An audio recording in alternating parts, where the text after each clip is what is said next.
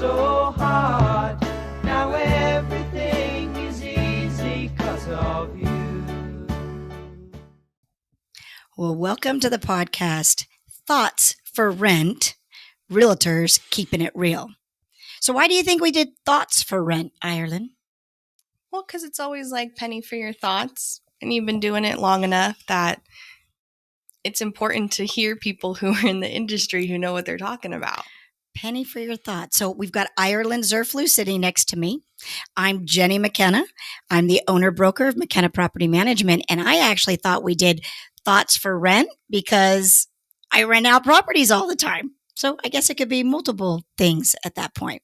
But you are listening to the podcast, Thoughts for Rent, Realtors Keeping It Real. And today, Ireland and I, we want to dish some tea.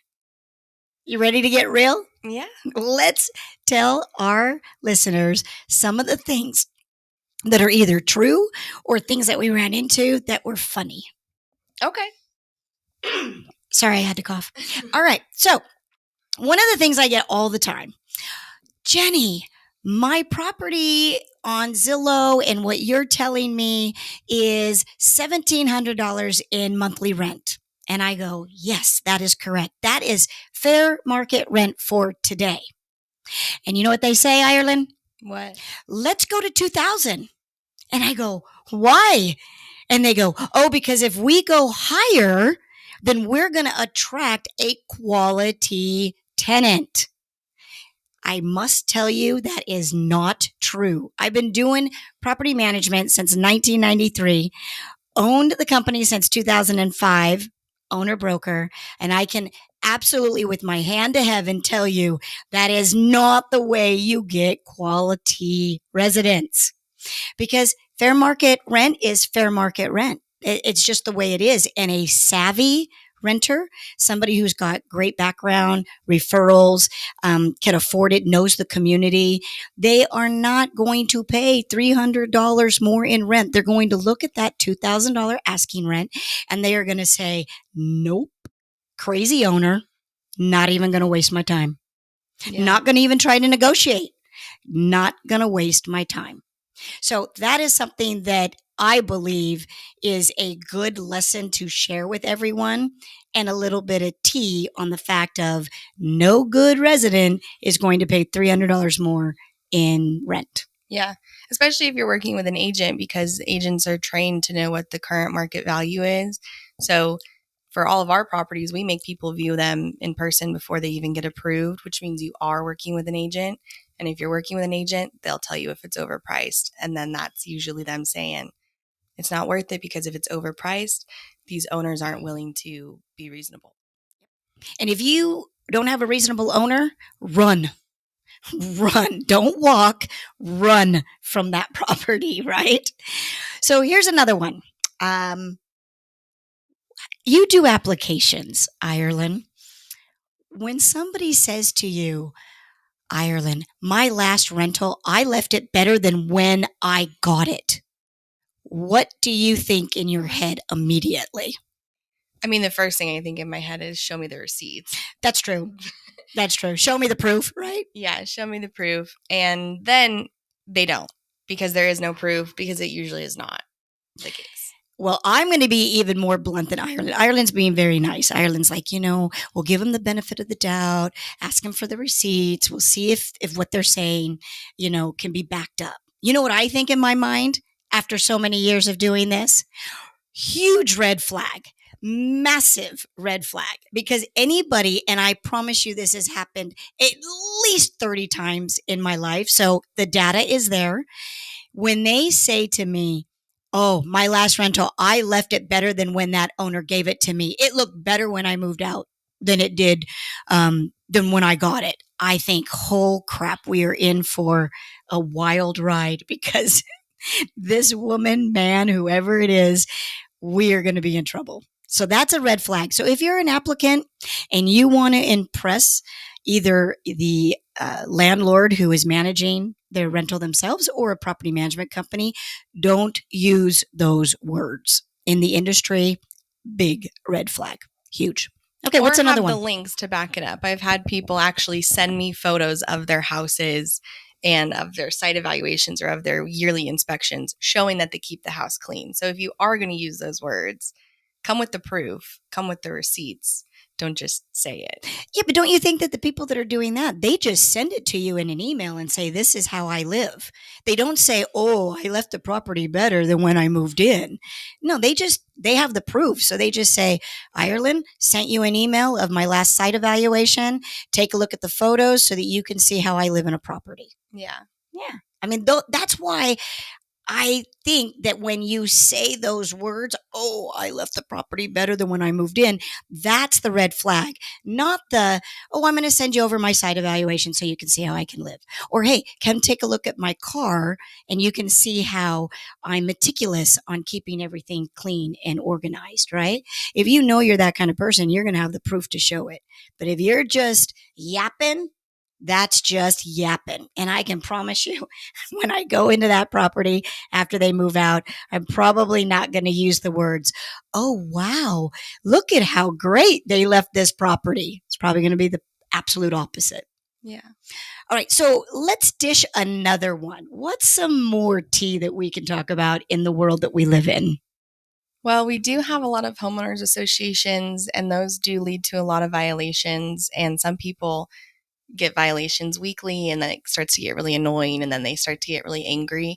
One time we asked someone to send proof that the violation had been closed, and their son sent a photo of a completely different property. And so when we sent the photo in, the HOA came back and said, this isn't even the unit. And it was like their teenage son just being A teenage son. total teenager. And so we had to deal with that. So a lot of times we'll actually get people who will send us like old photos. So if the trash is out or the weeds need to be pulled or something needs to be taken off the patio, we'll tell them that needs to happen. And then they might have sent us a photo from like 4 months ago when they had gotten the violation 4 months ago. And then we have to compare and contrast these photos. And we're basically saying, you sent us the same photo. I had someone who wanted their tree trimmed, and I said, it's not time yet. Give it like 3 months. And then 3 months go by and they send me the same photos from 3 months ago. And I was like, why would you not send me up-to-date photos? And then when they did send me up-to-date photos, the trees were significantly worse. I was like, why would you send me these like very fine looking trees from 3 months ago rather than the overgrown trees currently? So some people do send some old photos, and I think every time I see those and I catch that, I think to myself, why are you doing this? Why? I think that probably at least 2 or 3 times a week in this office, if we had cameras set up in all the different offices of our team members, I think we could make $1 million on the funniest home videos. I really do. Because the things that get sent to us are just crazy sometimes. I remember this, and I wish that I could show you the picture, but I got called in. This has to be 8 or 9 years ago. I got called into our maintenance department. And this is the department that takes in all the, requests for repairs. Something's broken. We need to get something fixed, and they send it in. Well, I got called in, and the team member says, Jenny, take a look at this video that a resident has sent in. So I watched the video, and just imagine a woman opens up just the old style refrigerator. So you got the freezer on the top, the fridge on the bottom. She opens up the regular refrigerator part. She puts her entire body into the refrigerator. And I can hear her on the video. She goes, look, and she opens up the fridge, sticks her entire body in, and then hits her head on some shelving that is inside the refrigerator and says, this refrigerator is too small. I can't get my head in the refrigerator. I have never laughed so hard. I thought they were punking me. It's not. It was true. We had somebody that believed that their refrigerator needed to be bigger, and that was validation to send in a repair request. So I called the resident and I said, is the refrigerator actually working? Is it cooling? Oh, she goes, oh yeah, it's cooling. I go, well, don't stick your head in the refrigerator. You're not supposed to be putting your head in a refrigerator anyways. So I had to educate her on a refrigerator does not have to have the capacity of sticking your entire body in. But I mean, that is just one of so many that happen on a weekly basis in property management. Yeah. Where are their moms and dads? Like, where did they learn to stick a head and their body in a refrigerator? I mean, Ireland, you've lived in my house for a while. When did you ever walk up to a refrigerator and stick a head in there and go, oh, I need to get a new refrigerator. It's not working. I will say I've never thought that once So before. that is some of the tea, you guys. If you ever want to be in an environment, an office environment where you get to chuckle about every couple of days over the question, why are they doing that? It's property management, don't you think? I would say so. I have a friend who's in the industry who was just telling me a story last week about how they received an HOA violation for pet waste, but he has fake poop, like his kids like to play with fake like clay poop. And so he sent a reply being like, oh yeah, sorry, it's not like real poop, it's fake poop, it's a toy. It's the plastic fake poop. Yeah, and he like sent a picture of him like holding the fake poop, and then the staff employee took that photo and sent it to the HOA to try to close the violation. So I'm sure the person on the other line was like, why are they sending me a picture of this person like holding poop? Right. Also, why does this person have fake poop? Why multiple fake poop? Like one fake poop to hide a key underneath it, right? I've seen that where you stick the key and underneath you got the fake poop there because nobody's going to pick up poop. But I've more never than seen one, that before. I've never seen fake they poop do. to hide a key. They have that. They have that at Home I see Depot. the fake rocks, but not. Oh no, there's fake poop because on a fake rock, you might want to pick up a rock. Maybe that's a pretty rock. Maybe that can be a pet rock. You remember pet rocks? No, you don't because you're too young, but I do. We used to have pet rocks. But Home Depot, Lowe's, or some of those others, you can, and I'm sure Amazon, you can buy like a hidden key holder, and it looks like fake poop. Promise, I've seen it.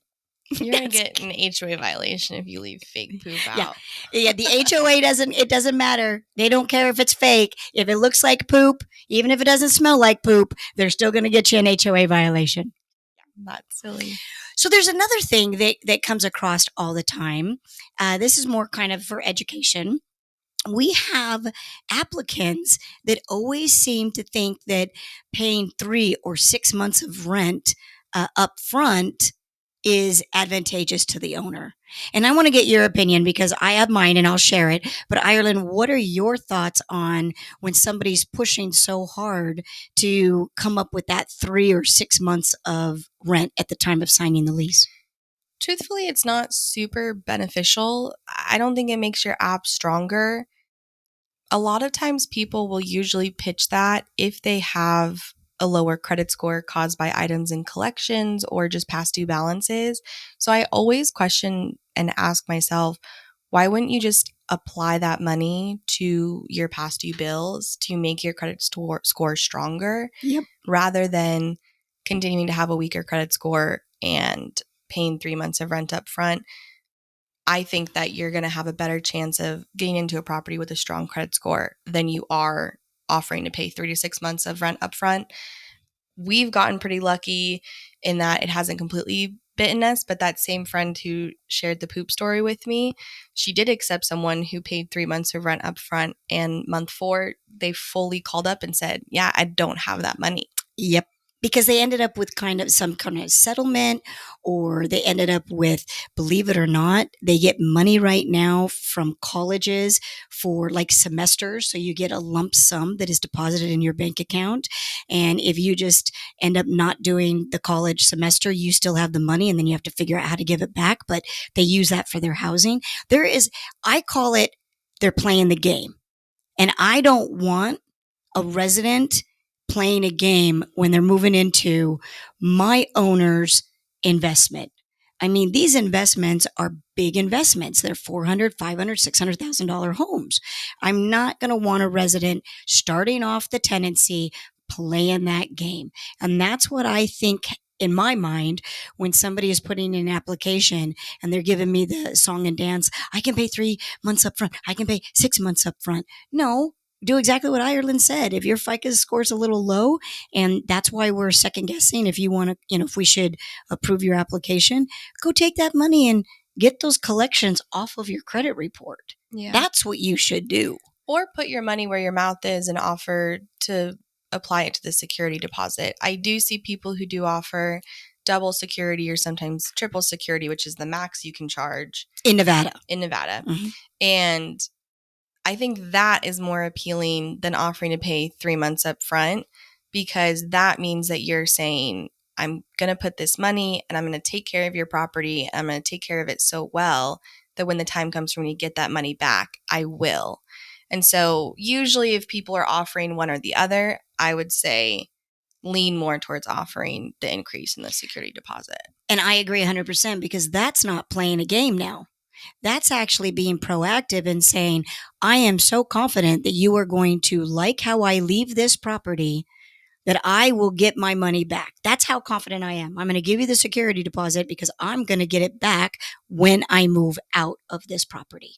That to me, that is impressive. I would look at that very seriously, even if their FICO score was a little lower, because having that extra security deposit makes the owner warm and fuzzy. And it certainly makes us as property managers, we feel like they're not trying to play the game. They're putting their money where their mouth is. Yeah. Yeah.